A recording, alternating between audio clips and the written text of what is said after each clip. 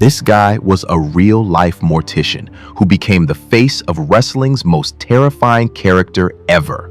He helped make The Undertaker a legend, but then he turned around and almost destroyed the entire company with the most insane betrayals you've ever seen. Today, we're finding out how Paul Bearer created The Undertaker and then tried to destroy him.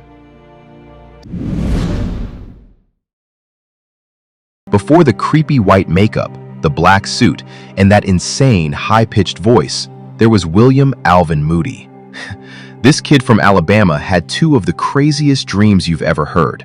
He wanted to be a pro wrestler and a funeral director. I'm not even kidding. His love for wrestling came from watching it live, and his obsession with funerals came from watching President John F. Kennedy's funeral on TV. As a kid, he would literally find dead animals and give them funerals, building tiny caskets for a pet cemetery in his backyard. That is wild. After high school, Moody joined the Air Force for 4 years, and this is where his two crazy passions started to mix. While he was stationed at a base, he started wrestling on the side, getting his first taste of the business. But after he was discharged, reality hit him. Wrestling doesn't exactly pay the bills, and he had a family to support, so he went all in on his other dream. He went to college, studied mortuary science, and became a licensed mortician and embalmer. But he could never shake the wrestling bug. In 1978, he created this character named Percy Pringle III, a super loud, arrogant manager, basically the complete opposite of Paul Bearer. Smile too, because I have a lot to smile on Mount Gordon, Sully. I don't care what anybody says. By the mid-80s, he was back in wrestling full-time, managing some of wrestling's biggest future megastars, including ravishing Rick Rude, the Ultimate Warrior, and even a young, stone-cold Steve Austin. He was an amazing talker who made his wrestlers look like stars. When the promotion he worked for folded in 1990, he thought his wrestling career was over for good. But then, his phone rang. It was Vince McMahon and the World Wrestling Federation.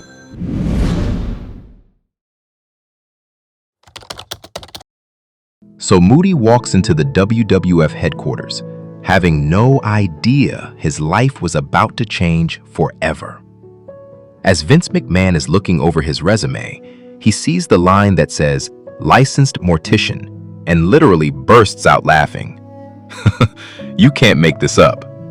The WWF had just created this new, terrifying character called The Undertaker, but his manager just wasn't working. The character was dark and supernatural and needed a guide who was just as creepy. You can just imagine the light bulb going off in Vince's head. He had a real-life Undertaker sitting right in front of him. It was the most perfect timing in history. They came up with the name fast, Paul Bearer. And the character was the exact opposite of the flashy Percy Pringle. He'd be ghoulish, with a pale, dead-looking face, and he would carry a golden urn, which was the secret source of the Undertaker's power. At first, Moody thought the whole gimmick was way too cartoonish, but his friend Rick Rude told him to take the job, saying it was his golden ticket. Moody accepted, and in early 1991, Paul Bearer made his debut. The second he showed up on screen, you knew it was a perfect match. His super high-pitched, wailing voice and his signature, "Oh, yes," were instantly iconic. His creepy facial expressions and the way he held that urn made you shiver. The fact that this wasn't just an act, that the guy playing the part had actually worked in a funeral home, made the character feel 100% authentic. Paul Bearer was the final piece of the puzzle that would unlock The Undertaker's terrifying potential. The Undertaker and Paul Bearer were an unstoppable combination. Starting in 1991, they became one of the most feared teams in WWE history. Bearer wasn't just some guy standing at ringside. He was a huge part of The Undertaker's character. While The Undertaker was silent and terrifying, Bearer was his voice, his hype man, and the keeper of his power. He even had his own talk show called The Funeral Parlor, set in a creepy room full of caskets where he taught The Undertaker's opponents. and everything revolved around the urn. That urn was basically a video game power-up. In the story, it held all of the Undertaker's supernatural strength. Whenever Undertaker was beaten down and looked defeated, Bearer would just hold up this urn, and boom, he'd sit up like he had full health again. It was insane to watch. This led to tons of storylines where villains would try to steal the urn to gain control over the Undertaker, and Bearer would be right in the middle of the action protecting it. Together, they were just dominating everyone. With Bearer by his side, the Undertaker beat legends like Hulk Hogan for the WWF Championship. They even created the cast match, which was the most terrifying match ever. The whole point was to stuff your opponent in a casket and shut the lid, while this grinning mortician watched from ringside. It was a spectacle that terrified a whole generation of fans. Bearer's performance was incredible. The way he held that urn with his eyes wide, looking both devoted and completely insane, made you believe the Undertaker was a real, supernatural monster. For 5 years, they were inseparable. Paul Bearer helped turn a risky gimmick into one of the greatest characters in wrestling history. He literally made The Undertaker. And that's what made what happened next so absolutely devastating. By 1996, the WWF was getting edgier, and The Undertaker's character was starting to change. But nobody was prepared for what happened at SummerSlam 1996. In the main event, The Undertaker was in the first ever Boiler Room Brawl against his craziest rival, Mankind. The rule was that the first person to fight their way out of the boiler room and grab the urn from Paul Bearer would win. After a crazy, brutal fight, a beaten-up Undertaker finally made it to the ring. He knelt in front of his manager to get the urn, just like he had 100 times before. But in a moment that shocked millions of people watching, Paul Bearer refused. He just turned his back on him. As a stunned Undertaker stared in disbelief, Mankind attacked him from behind. Bearer laughed like a maniac while Mankind destroyed the Undertaker. Nobody saw this coming. For 6 years, these two were an unbreakable team. It was like watching a father betray his own son on live TV. This one moment changed everything for The Undertaker. For the first time ever, he was totally alone and vulnerable. The story was now all about getting revenge on the man who created him. This was the moment Paul Bearer went from creator to destroyer, and it was only the beginning.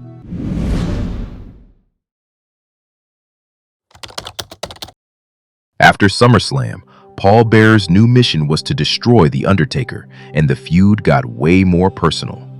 After The Undertaker shot a fireball in Bearer's face, Bearer came back with his face all bandaged up, promising to reveal The Undertaker's deepest, darkest secret. For months, he tortured The Undertaker with this threat. He started telling this twisted story that The Undertaker had burned down his family's funeral home and killed his own little brother, Kane. The Undertaker denied it all, but Bearer was relentless. He painted The Undertaker as a murderer.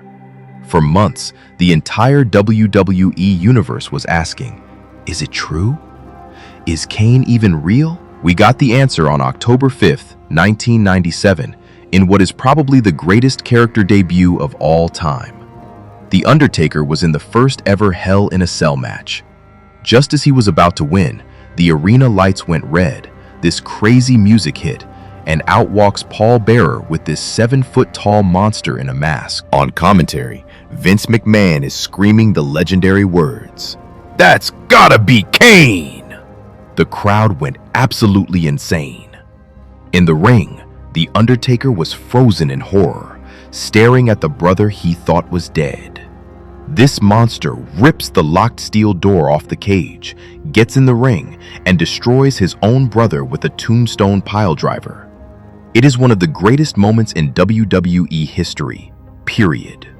It was an absolute masterpiece of storytelling, and Paul Bearer was the evil genius behind it all. He had not only tormented The Undertaker for over a year, but had also unleashed this demon from his past to destroy him. This wasn't just a betrayal, it was the climax of a story that redefined everything. Bearer had created The Undertaker's greatest rival ever.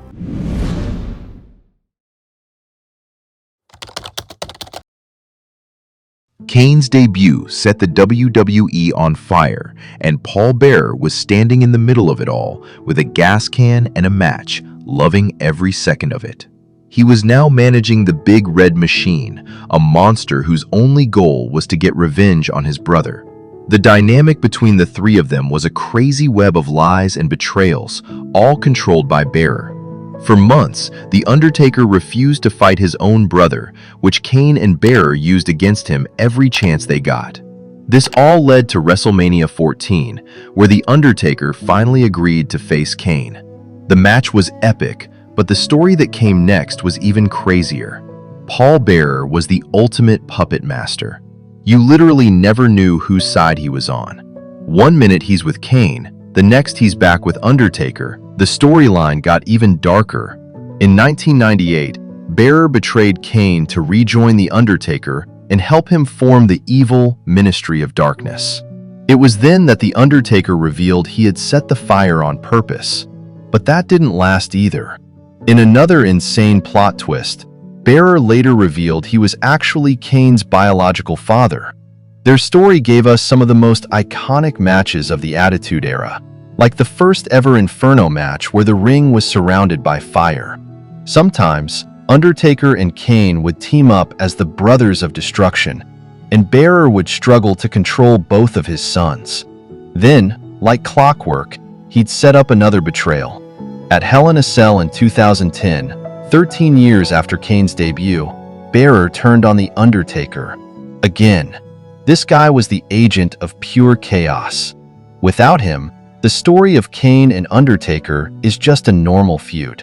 With him, it became this insane, multi-year epic that is still one of the greatest stories WWE ever told.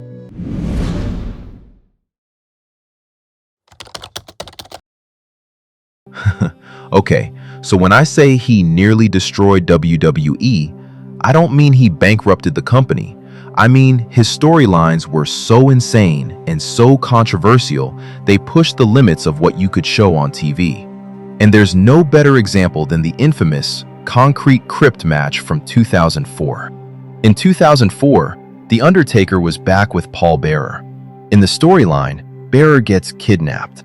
This leads to a match where if The Undertaker loses, his manager, who is trapped in a glass box at ringside, will be buried alive in cement. Live on television.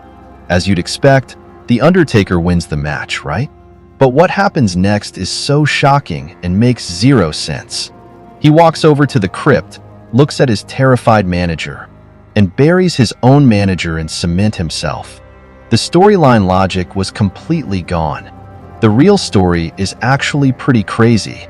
The guy playing Paul Bearer, William Moody, had serious health problems, and this was the only insane way the writers could think of to get him off TV so he could have surgery. But the angle itself was a total mess and is remembered as one of the worst and most tasteless in WWE history. So while he didn't literally destroy WWE, he was a key player in an era that was all about pushing the boundaries, sometimes way too far. Tragically, on March 5th, 2013, William Moody passed away at just 58 years old from a heart attack. The entire wrestling world was heartbroken. The next week on Raw, WWE held a tribute for him. The Undertaker, who almost never breaks character, came out to the ring and knelt down to honor the man who was so important to his career. It was an incredible moment. His death was even part of The Undertaker's WrestleMania feud with CM Punk, who disrespectfully stole the urn to make the storyline more intense. The next year, William Moody was inducted into the WWE Hall of Fame. His son, Kane, gave the speech, and his real-life sons accepted the honor. In a powerful moment, The Undertaker appeared in full character at the ceremony to pay his final respects. Paul Bearer's legacy is huge. He was easily one of the greatest managers ever. His look, his voice, and his real-life background made him the perfect partner for The Undertaker. but he was also a master storyteller. His characters' betrayals were the fuel for one of the most complex sagas wrestling has ever seen. Vince McMahon himself called him probably the most unique manager in the history of the business. He was a creator and a destroyer, and his impact on wrestling is absolutely unforgettable. In the insane world of pro wrestling, no one cast a shadow as dark as Paul Bearer. He was the perfect paradox, a real-life mortician who gave this ghoulish character a terrifying level of authenticity. He was the architect of a legend, and his crazy voice and that mystical urn will forever be linked to the Undertaker's rise to the top. But he was also the agent of that legend's torment. His shocking betrayals were more than just plot twists. They were emotional gut punches that laid the groundwork for the epic saga of the Brothers of Destruction. He made The Undertaker by giving the silent Deadman a voice, and he nearly destroyed him by repeatedly shattering that foundation. But in that destruction, he created drama, conflict, and one of the greatest stories in WWE history. William Moody was more than a manager. He was a master storyteller who knew that in wrestling, creation and destruction are two sides of the same coin. If you guys enjoyed this crazy story, smash that like button, subscribe right now, and let me know in the comments which wrestling legend story we should break down next.